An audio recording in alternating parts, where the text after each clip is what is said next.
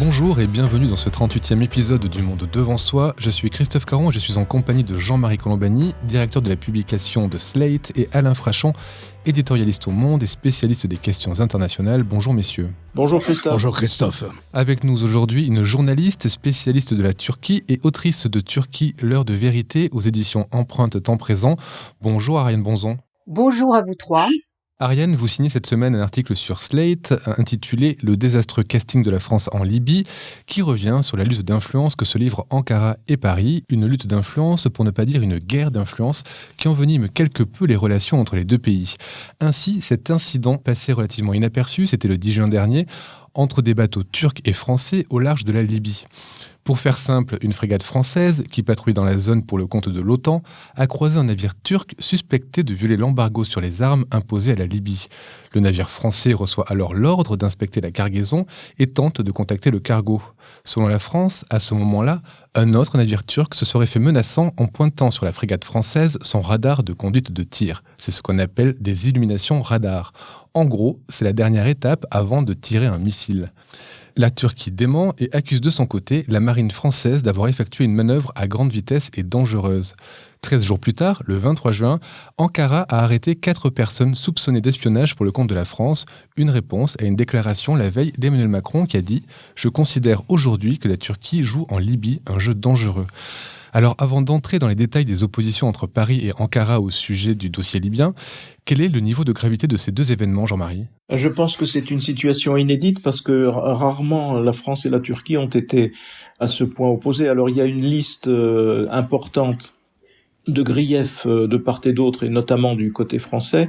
C'est vrai qu'il y a une cristallisation autour de la Libye, parce que en Libye, la Turquie est intervenue militairement. Il y a des avions, il y a des drones, il y a 7 navires de guerre qui patrouillent du côté de la Turquie pour intervenir et aider le gouvernement de Tripoli, qui est un gouvernement reconnu d'ailleurs par la communauté internationale pour l'essentiel, alors que la France est du côté du maréchal Haftar, qui lui contrôle plutôt l'est du pays et qui avait l'ambition de prendre le contrôle de l'ensemble de la Libye. Et donc il y a cette crispation autour de la Libye qui est le point maximum de la tension entre les deux pays, mais nous aurons l'occasion bien sûr d'y revenir. Il y a beaucoup d'autres sujets qui fâchent la France vis-à-vis de la Turquie. Mais c'est grave ça, Ariane, ce qui s'est passé là entre Ankara et Paris ? Je crois qu'il faut, comme l'a dit très bien Jean-Marie Colombani, remettre ça en perspective avec ce qui se passe en Libye et surtout avec l'OTAN. En fait, les Français, enfin le Quai d'Orsay, la présidence, sont traumatisés par ce qui s'est passé en octobre 2019, où la France s'est sentie abandonnée par ses alliés de l'OTAN face à la Turquie dans le nord de la Syrie.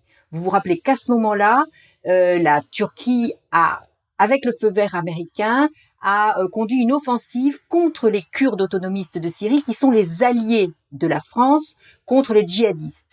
Et l'OTAN, si vous vous souvenez bien, n'a pas beaucoup bougé.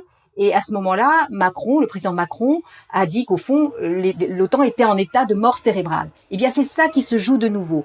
En révélant cette histoire des frégates, le président français essaye de nouveau de dire à l'OTAN, il faut que vous vous impliquiez, ce qui se passe actuellement en Libye est grave, il faut absolument que vous vous impliquiez parce qu'il y a eu presque un signe de sommation d'un membre de l'OTAN, la Turquie, vis-à-vis de notre navire français et nous-mêmes qui sommes aussi membres de l'OTAN. Voilà, je crois que c'est ça qui est important de comprendre, c'est de bien remettre ça dans ce contexte-là. Alors pourquoi l'enjeu libyen ? D'un mot, il y a un double problème. Si la Turquie prend le contrôle de la Libye, c'est pour la Turquie une deuxième occasion de faire pression sur les Européens à travers les migrants. Vous vous souvenez que les réfugiés venus de Syrie qui sont bloqués en Turquie, la Turquie ouvre ou ferme le robinet à mesure qu'elle veut gêner ou non les Européens, avec les scènes que l'on connaît, notamment la situation sur l'île de Lesbos en Grèce. Donc un problème de chantage majeur. Et ce que craignent les Français notamment, c'est que à travers le contrôle de la Libye, la Turquie dispose d'un second point d'appui pour à nouveau exercer le même chantage aux migrants vis-à-vis de l'Europe et vis-à-vis notamment de la France. Ça, c'est le point le plus important. L'autre point étant que aux yeux de Paris, aux yeux de la France, la Turquie défend un gouvernement où sont présents des milices islamistes, alors que le camp du maréchal Haftar était réputé lutter contre le terrorisme islamiste. Voilà les deux points centraux, je pense, du contentieux entre la France et la Turquie à propos de la Libye. On peut en ajouter quelques autres, d'ailleurs, Jean-Marie. On peut dire que grâce à la protection des navires turcs au large de la Libye, la Turquie considère qu'elle a le droit, qu'elle a donné des permis d'exploitation de gaz et de pétrole offshore, contestés par deux membres de l'Union européenne, qui sont Chypre et Athènes. Donc vous voyez un imbroglio assez étonnant, surtout si l'on prend en compte le fait que de l'autre côté, avec le maréchal rebelle Haftar, il y a l'État des Émirats arabes unis, il y a l'Égypte et enfin la Russie. La Russie s'installe militairement dans l'est de la Libye aussi massivement que le fait la Turquie dans l'ouest de la Libye. Et dernier point de conflit avec la France, si l'on peut dire, ce qu'a souligné le président tunisien qui était en visite il y a 2 jours à Paris. Il a dit on va vers une partition de la Libye et pour nous c'est absolument inacceptable et dangereux même. Vous l'avez tous les trois signalé, la Libye est partagée. À l'ouest, donc, on a ce gouvernement d'union nationale qui est dirigé par Fayez el-Sarraj, basé à Tripoli, qui est reconnu par les Nations Unies, donc soutenu par la Turquie et le Qatar. Et donc, comme vous l'avez dit aussi, à l'est, les forces du maréchal dissident Khalifa Haftar, soutenues par l'Égypte, les Émirats arabes unis, l'Arabie saoudite, donc, et la France. Ariane, est-ce que vous pouvez nous dire qui est ce maréchal, Khalifa Haftar? Pourquoi la France est de son côté? Est-ce que c'est au nom de la lutte contre les djihadistes? En fait, le maréchal Haftar était un officier de Kadhafi depuis les années 60. Il était proche de Kadhafi. Il a même participé au coup d'État de 69 qu'avait organisé Kadhafi. Il a eu un certain nombre de faits d'armes contre Israël, en particulier en 73, durant la guerre du Kippour. Bon. Et puis, à la fin des années 90, il s'est présenté comme anti-Kadhafi. Mais enfin, son combat contre Kadhafi n'a pas été probant. Il s'est exilé aux États-Unis. Et depuis, il était assez perçu comme l'homme des Américains, plutôt. Au moment de 2011, au moment de l'insurrection, il revient, il fait partie du Conseil national de transition et effectivement, comme l'a dit Alain, il s'est posé comme recours face aux islamistes, mais les islamistes pris d'une façon extrêmement large, c'est-à-dire qu'il fait partie de ceux qui pensent que les frères musulmans et les djihadistes, il y a une vraie continuité, c'est un ensemble et qu'il faut combattre les uns et les autres, aussi bien l'islam politique que le djihadisme terroriste. Et c'est aussi la politique des Émirats arabes unis et de l'Égypte, d'où ce soutien, d'où cette entente entre cet homme fort, ce maréchal Haftar, et les pays du Golfe, car vous savez qu'actuellement, le monde musulman est loin d'être homogène. Il y a, disons, un camp qui soutient plutôt l'islam politique, au sein duquel la Turquie et le Qatar sont les deux têtes, presque les deux essentiels. Et puis, face à eux, l'Arabie saoudite, les Émirats arabes unis et l'Égypte, depuis peu, qui sont, eux, au contraire, ont pris vraiment le front, si vous voulez, de la lutte anti-frères musulmans en particulier, parce qu'ils seraient effectivement les premiers concernés si jamais les frères musulmans prenaient le pouvoir dans leur pays. Donc, vous voyez, c'est une guerre de proxy qui a pour enjeu aussi cette affaire de l'islam politique. Alors c'est là où on se dit, mais qu'est-ce que fait la France? Est-ce qu'elle s'est pas trompée? Elle a choisi cet homme fort, Haftar. On peut se poser la question parce que le problème d'Haftar, si vous voulez, c'est que certes, il a donné des gages à la France sur le plan sécuritaire, etc. Mais depuis avril 2019, il est allé quand même un poil, même un peu plus qu'un poil, très loin, en lançant une offensive contre Tripoli, c'est-à-dire contre le gouvernement qui avait été reconnu légitime par les Nations Unies. Et là, la France n'a rien dit, a continué son soutien à Haftar. Je cite un expert français que vous citez vous-même dans votre papier sur Slate, un expert français qui dit « On a fait le choix d'utiliser Haftar pour éliminer les groupes terroristes qui nous semblaient dangereux. C'est un choix tactique plus que stratégique, mais on a soutenu un abruti qu'on croyait fort et on s'est pris les pieds dans le tapis. Donc on est en train de faire une grosse erreur du coup. » Oui, mais si vous lisez la suite de la citation, il dit que Sarraj n'est pas beaucoup mieux et que Sarraj à fermer les yeux, voire inciter au développement de milices djihadistes à la frontière tunisienne. Donc le problème, ça a été sans doute effectivement de trouver une personnalité, un homme fort comme partenaire. Et là, il y avait peut-être pas profusion de choix non plus en Libye. Ce qu'il faut peut-être regarder, c'est les conséquences en chaîne. Je parle sous le contrôle d'Alain et d'Ariane. Les conséquences en chaîne du retrait américain de cette région. Il y a eu d'abord la Syrie qui est devenue sous contrôle russo-turc en quelque sorte. Et puis maintenant, il y a la Libye, donc une part non négligeable de la Méditerranée où s'affrontent, où sont présents Turquie et Russie de la même façon, plus d'autres pays, avec une France et une Europe qui sont complètement marginalisées. La France a beau protester, a beau tirer la sonnette d'alarme, même vis-à-vis de ses partenaires de l'OTAN, personne ne semble l'écouter, et elle paraît dans ce jeu-là totalement marginalisée. Donc c'est un changement stratégique majeur, parce que ça concerne toute la Méditerranée, et tout ce qui concerne la Méditerranée, bien évidemment, nous concerne.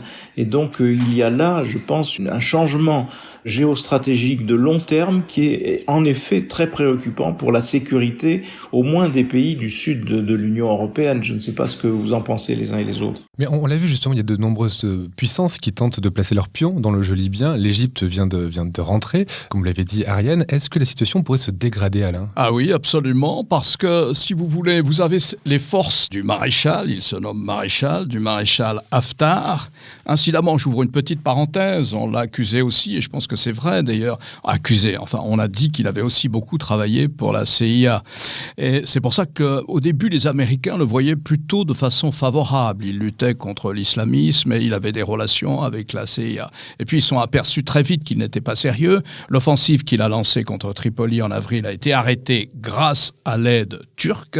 Et c'est une offensive qui représente aussi une défaite pour la Russie, parce que la Russie a ses mercenaires sur place, naturellement, qui ont été défaits par la Turquie. Et donc Haftar déçoit tout le monde. Il déçoit les Russes. L'autre jour, il était en conversation à Moscou, mais il a quitté Moscou parce qu'il ne s'entendait pas avec les Russes. Il déçoit absolument tout le monde. Il est réfugié à l'est, dans la région de Sirte, pas loin de l'Égypte. Et l'Égypte a dit, le maréchal Sissi a dit, si jamais les forces du gouvernement légal de Libye, de Sarraj, si jamais ces forces-là, qui sont à l'ouest, dans la Tripolitaine historique, à Tripoli, passent à l'action contre l'Est, contre la ville de Sirte, en Cyrénaïque, dans l'ancienne Cyrénaïque, alors l'armée égyptienne interviendra. Et si mes souvenirs sont exacts, il est très fréquent que pendant la période estivale, nous ayons une mini-guerre dans la région du vaste Moyen-Orient. Donc on ne peut pas exclure une dégradation de la situation, qui est déjà passablement dégradée, avec une intervention de l'armée égyptienne. Il faut surtout rappeler que la situation est passablement dégradée déjà. Il y a eu presque 1000 frappes l'année dernière, faites par le maréchal Haftar.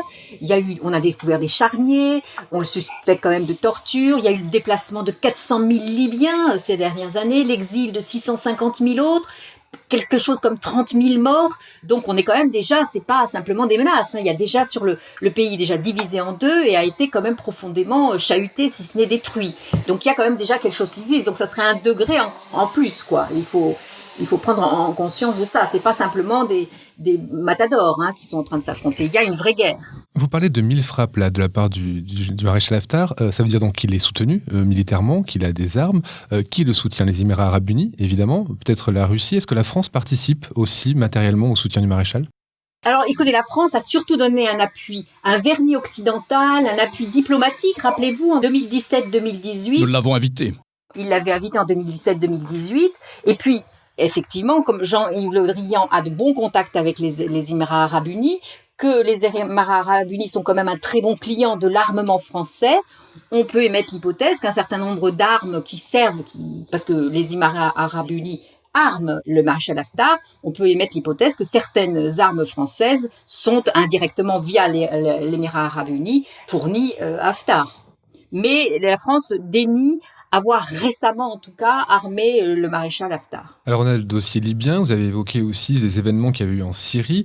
Est-ce que la Syrie et la Libye sont les seuls points de tension entre la France et la Turquie, Ariane ? On a déjà parlé, problème des réfugiés, le problème de la Syrie, donc toute cette affaire, nous avons des alliés qui sont les alliés kurdes qui ont été abandonnés par les Américains, et du coup la France a dû aussi se replier, même si elle reste présente un peu au nord de la Syrie, les Américains aussi. Enfin, face à la Turquie, il y a eu quand même une trahison, si tu veux, des alliés kurdes, qui eux-mêmes se sont tournés du coup vers Damas, en partie. Donc là, il y a eu un gros problème pour la France, parce que ça met notre sécurité en jeu. C'est quand même, on estime à 60 le nombre de djihadistes anciens de l'État islamique qui sont dans le nord de la Syrie et qui seraient dangereux pour la France. Alors 60 Français, Français djihadistes de l'État islamique que la France ne veut pas revoir dans son territoire, dont elle a confié, si vous voulez, la détention en particulier aux Kurdes syriens. Donc ça, c'est le Syrie, réfugiés. Et puis il y a ce narratif anti-occidental, anti-chrétien aussi de Erdogan, qui remue beaucoup ça, si vous voulez. Là, c'est très intéressant. Il y a une guerre de communication. Là, il y a toute une série de vidéos de la télévision turque publique qui sont produites sur le problème de l'Afrique, c'est la France, en remuant toutes les histoires coloniales, etc. Et tout ça pour, en fait, se faire une nouvelle image vis-à-vis de l'Afrique, pour que la Turquie soit perçue un petit peu comme la nouvelle puissance libératrice, j'exagère un peu, mais c'est presque ça, en Afrique. Elle veut damer le pion de la France en Afrique. Ça, c'est pas nouveau, c'est depuis 2011, mais ça a pris une ampleur importante dans le narratif. Il y a un parallélisme d'ailleurs assez frappant entre ce que vous dites, Ariane, de la propagande turque et la propagande de Poutine, qui est absolument la même, anti-occidentale, anti-européenne et parfois aussi anti-française, notamment en Afrique où il y a des mercenaires russes qui combattent aux côtés d'un certain nombre de rebelles. Rappelez-vous, c'est quand même assez saisissant ce qui se passe, parce qu'il y a quelques années, le débat était occupé par faut-il accepter l'entrée de la Turquie dans l'Union européenne. Ça paraît être ça maintenant à des années-lumière, parce qu'entre-temps, il y a eu le changement radical d'Erdogan. Moi, je me souviens très nettement du jour où il a signifié son tournant. C'est le jour où il a pris à partie publiquement, il me semble que c'était à Davos, le regretté Shimon Peres. Et tout d'un coup, où là, il manifestait un changement d'alliance complet. Et depuis, les choses n'ont cessé de se dégrader avec la Turquie, y compris en portant le fer au sein même de l'OTAN. La question n'est pas résolue. La Turquie fait toujours partie de l'OTAN et elle a failli se heurter militairement sur le plan naval à une frégate française. C'est proprement hallucinant. Mais on se souvient aussi qu'au moment des printemps arabes, l'ambition de la Turquie et d'Erdogan avait été très manifeste. Il souhaitait, au fond, rallier autour de lui l'ensemble du mouvement en espérant que tout cela tournerait à l'avantage des frères musulmans. Donc on est là dans un complet bouleversement qui est en effet pour nous Européens et Français une question sécuritaire par définition. C'est une question qui met en jeu la sécurité collective. Alain ? Toute la question, et c'est celle-là, c'est quel type d'allié au sein de l'OTAN est la Turquie. En principe, la Turquie est censée être solidaire des autres alliés, ou au moins débattre de ces quelques grandes options stratégiques et diplomatiques avec les autres membres de l'OTAN. Il ne faut pas oublier que l'incident de la frégate Courbet, au large des côtes libyennes, le 10 juin, la frégate Courbet faisait partie d'une mission de l'OTAN qui s'appelle Sea Guardian, chargée de faire respecter un embargo sur les armes à destination de toutes les parties de la Libye, toutes les parties en conflit depuis 2011. Alors naturellement, les Turcs disent « mais écoutez, nous avons passé des accords de défense avec le gouvernement de Tripoli, qui est le seul gouvernement légal reconnu par l'ONU de la communauté internationale. La Turquie peut faire valoir aussi, et elle s'en servira comme dernier recours, parce que c'est là où Erdogan est assez malin. Il développe cette espèce de diplomatie néo-ottomane que les militaires turcs appellent, je crois, patrie bleue, qui est une diplomatie d'influence dans le monde arabe, en Afrique, etc. Et il paraît d'autant plus décidé à la développer et à la mettre au premier plan qu'il est dans une situation intérieure difficile, ce qui est le cas. Donc, quel type d'allié au sein de l'OTAN ? Voilà un homme qui commande un système de défense anti-aérien aux Russes, qui est totalement incompatible avec le système de l'OTAN et qui peut même fournir aux Russes un certain nombre d'indications sur les forces de l'OTAN. Alors il a une sorte de complicité bizarre avec Trump. Enfin bizarre, pas si bizarre que ça, parce que dans l'affaire libyenne, Trump, les États-Unis, s'ils penchent pour un camp aujourd'hui, ils auraient plutôt tendance à abandonner le général rebelle Haftar et à peser du côté du gouvernement légal. Mais En dépit des armes commandées à la Russie, Erdogan maintient une bonne relation avec Trump. Et c'est là où la phrase du président Macron est assez juste. On peut dire que l'OTAN, au moins sur le plan de la pensée stratégique, est en état, je crois, de mort cérébrale. C'est ça. Alors avant de se poser la question sur la présence de la Turquie dans l'OTAN, une question à Ariane. Alain a parlé de la diplomatie de la patrie bleue. Est-ce que vous pouvez nous dire ce que c'est ? Est-ce que vous pouvez nous dire qui sont les alliés d'Ankara finalement maintenant ? Alors, en fait, effectivement, si on ne comprend pas que ce qui se passe en Libye, l'offensive turque en Libye est soutenue largement au-delà du camp islamiste, on ne comprend pas ce qui se passe. Car effectivement, depuis quelques années, Erdogan est allié avec les ultranationalistes. Et pour ces ultranationalistes, il faut effectivement s'étendre bien au-delà, sur les mers en particulier, et en particulier avec toute l'affaire de la Méditerranée orientale. Vous vous rappelez que Chypre est divisée en deux, une partie est occupée par la Turquie, alors que Chypre, normalement, est un membre de l'Union européenne. Une partie est occupée par la Turquie pour des raisons de politique énergétique. Et l'accord que Erdogan a conclu avec le gouvernement de Tripoli avait deux facettes. L'une sécuritaire et l'autre, il avait obtenu de Sarraj, du premier ministre Sarraj libyen, d'avoir un accord sur des zones économiques exclusives. C'est-à-dire que il a pris le droit, avec l'accord de Sarraj, de faire des forages dans une partie des eaux qui sont aussi sous influence, enfin sous propriété de Chypre et de la Grèce. Donc il y a un conflit là, c'est-à-dire qu'enfin en gros, une partie, si vous voulez, de l'établissement sécuritaire qui est nationaliste ne veut pas laisser la Méditerranée orientale aux mains des seuls Grecs et Chypriotes. Ils veulent avoir leur mot à dire et faire des forages là. Et c'est ça qui explique en particulier l'alliance turco-libyenne actuellement. C'est aussi ça qui explique que l'offensive turque est relativement soutenue par l'ensemble de l'établissement turc, aussi bien islamiste que laïque, que kémaliste, que nationaliste, si vous voulez. Donc ça, c'est très important de comprendre ça, et c'est là l'habileté d'Erdogan. C'est sur un certain nombre de sujets, par exemple l'offensive contre les Kurdes autonomistes, et cette offensive-là en Méditerranée orientale, il est soutenu bien au-delà de son camp. Vous parlez du soutien de l'établissement turc à Erdogan dans cette offensive. Est-ce que, globalement, au niveau de la population, sur le plan intérieur, est-ce que la popularité d'Erdogan est toujours intacte ? Il semblerait qu'elle ait baissé. Elle a effectivement baissé. Le grand tournant, ça a été les élections municipales où son candidat a perdu la municipalité d'Istanbul et la municipalité d'un certain nombre d'autres grandes villes. Donc ça a été un grand tournant. Il a perdu d'ailleurs cette espèce de fuite en avant à l'intérieur qui se traduit par l'arrestation d'une multiplicité d'opposants, pas seulement les Kurdes, mais des gens de gauche, des sociodémocrates encore. Par exemple, récemment, la présidente du parti principal d'opposition, du parti kémaliste, une sociodémocrate, a été condamnée à quasiment 10 ans de prison pour avoir fait des tweets anti-Erdogan il y a quelques années, vous voyez. Donc il y a une espèce de fuite en avant de quelqu'un qui, effectivement, sait très bien qu'il est en train de perdre un soutien au sein de la population.